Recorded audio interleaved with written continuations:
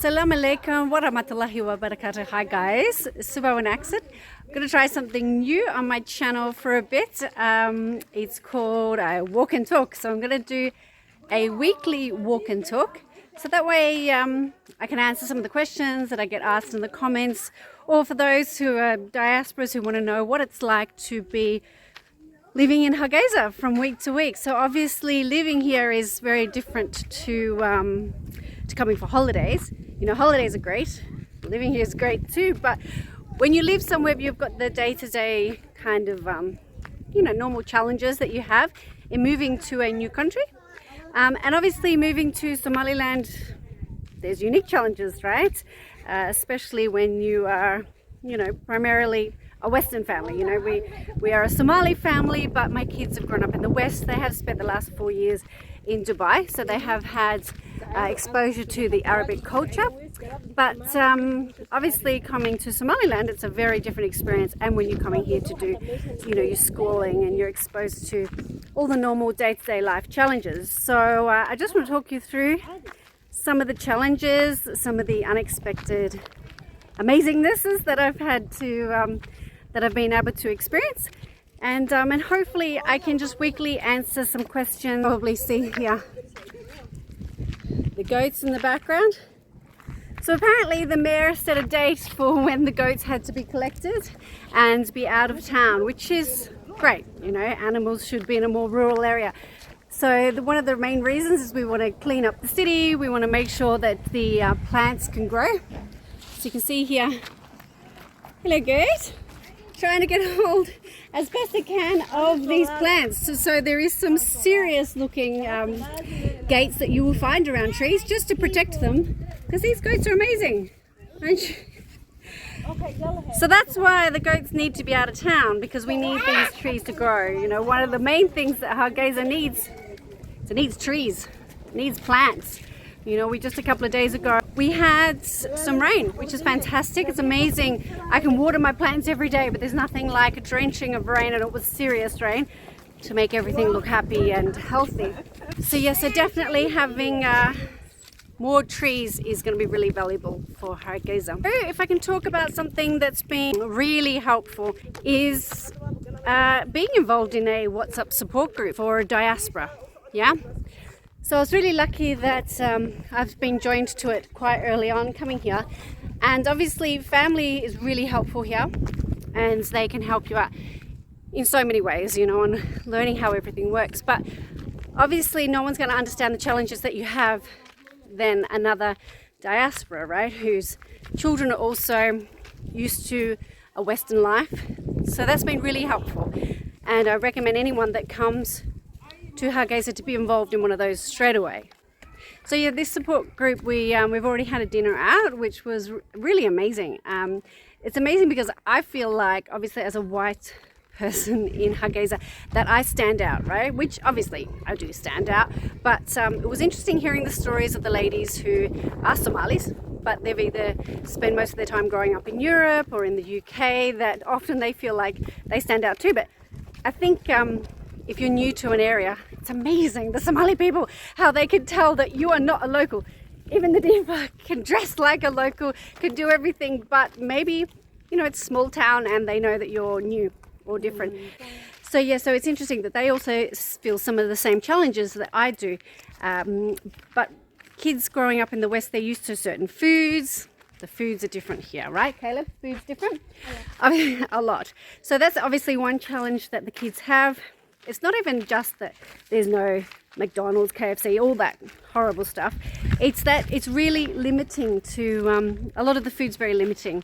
So it's hard to make even their favorite meals, because sometimes you can't find the ingredients, or it's very limited, and again, then it's very expensive. So let's say we want to make a lasagna. Sure, we can get some camel meat, we can get some beef, all of that, that's fine. There's tomatoes, there's pasta. But try and get some mozzarella cheese, my goodness. You find a mozzarella bag of mozzarella cheese, very hard to find, tiny, for $7 US. You're like, oh my God, what I could do with $7 US here. So, so some things certainly are cheap, some things are super expensive. So trying to help the kids to adjust to different foods, that has been a little bit of a challenge, but a good challenge, right? Because obviously I want them to not be eating lots of junk food, not to be eating lots of McDonald's or things like that. Obviously I want them not to be having all the additives and the colorings and all those kind of things that are everywhere. You know, at least here they don't have the access to all the chocolate bars, the candies and things like that. But again, you have to be quite determined too to stay away from things like soda pop. I don't know if you call it soda pop in your country, or you call it, you know, the Sprite, the Fanta, all of that. So there's definitely plenty of that around, and that's something I try to steer clear of a lot. It's better just to be having all the fresh fruit and vegetables. So something that is a challenge is also a blessing, right? That all the meat is very fresh, all the vegetables are very fresh. My only wish is that there was more vegetables that are from local producers. Often I go to places and I ask them, where's these tomatoes from? And they're like, from Ethiopia. So again, I want to spend more time trying to source out where I can get local produce that's been grown in Somaliland, so we can support those local farmers, right? Because they exist, but unfortunately because they aren't producing enough, perhaps they're not being supported enough. Okay, so therefore, you know, you're getting some of your tomatoes from Ethiopia. So that's something that I see as a bit of a challenge. So there's definitely plenty of cultural cultural things that we have to learn, and that's something that's one of the reasons we're here, is to learn, right? You know, how things are done. Things are done differently, obviously. You know, sometimes when we're going to school, you know, they're asking for the boys' hair to be cut.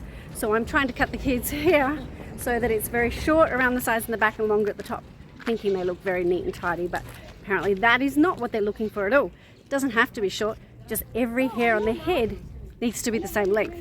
So this is a learning for me. There's lots of cultural things that for me I don't necessarily understand, and it takes me a bit to understand, but of course that's also every new person to a new country and environment is trying to understand the nuances of their new environment, right? That would be the same for a Somali who's moving to Australia. You know, there'll be certain things that are like, well, that doesn't make sense, I don't understand. So yeah, so there are those normal challenges that everyone has going to a new country. Layla, Caleb have all, and Nadifa have all gone into a shop. So there's a dress shop here. Ooh la la. Oh, fancy bags, huh? Wow, nice, Nadifa. Huh? Can I buy it for you? Maybe. Oh, Nadifa. That's so ugly. Don't do it. Nadifa. Smell like. Where is it? Oh my god. Oh yeah, my face is here. Your face is here? No. Nadifa. No. Nice? Yeah? Very beautiful. Ooh, fashion parade. If anyone's wanting to know about safety, you know, that's something I get asked about quite a bit. Safety's fine. Safety's great. But in saying that, there's still one of the most dangerous things about Hargeisa is something I was worried about before even coming. And I'm still very concerned about it, and every day I'm hearing stories that reconfirms how dangerous it is. And that's the roads, right? So the roads are very dangerous.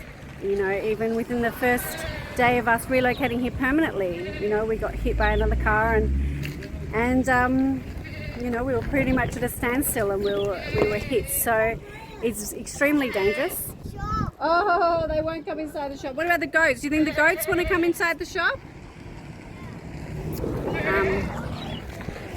Yeah, crazy, huh?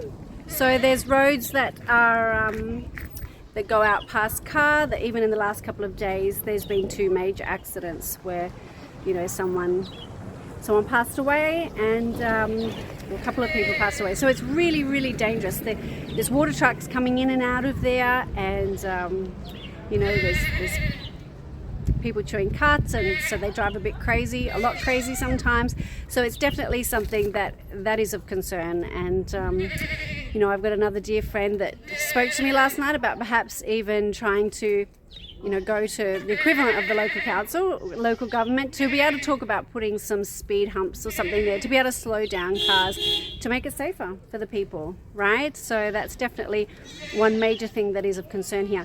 Another thing that was spoken about a lot amongst the diaspora group when we all went out for dinner, is that schooling and education is something that is really, you know, top of mind for all these mums, because they're sending their kids to schools and, you know, the education is, you know, that part of it's fine, but it seems that there's a cultural disconnect of some kind, in that when you've got children that have gone to school overseas, they have been treated in a way where they're looked after as the whole person, and there is discipline and structure, but it's a lot different to the discipline that is implemented here, right? Still, there's plenty of schools that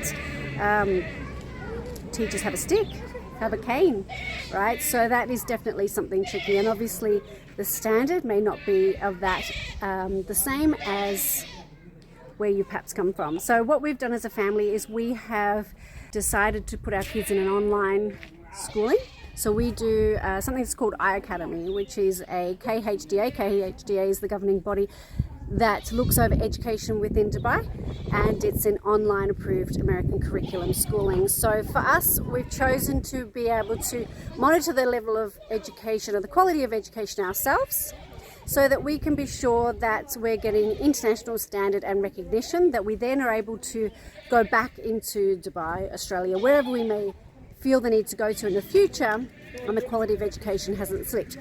But what we're doing to supplement that is we are going to local schools, but there is no expectation or concern about the level of education they may not or may not be getting, because we are already looking after that with our online schooling. Here we go, some of our trucks that go up and down the road. Yes, I know, a big truck. Yeah, exactly. Yeah, that's right, exactly. So so that way there's no issues for the kids with their education. But of course the issue is trying to find a school where, yes, they can learn culture and language without having any issues with being, you know, in an environment where, you know, if they do the wrong thing or they're late to class, that the teachers will use a stick, right? So this seems to be an issue within Hargeisa. You know, maybe for those who are not wanting their discipline of their kids to be the teacher with a stick, right? I'm more than happy to discipline my own children. I have an expectation of their behavior, but for me, if there's an issue with my child, you speak to me, right? And we deal with it. I don't expect the teacher to use a stick and to choose when that has to be done. Yes, Leda? My foot. What's wrong with your foot? I have an eye in my foot. Oh no. Okay, sit down and I'll fix it.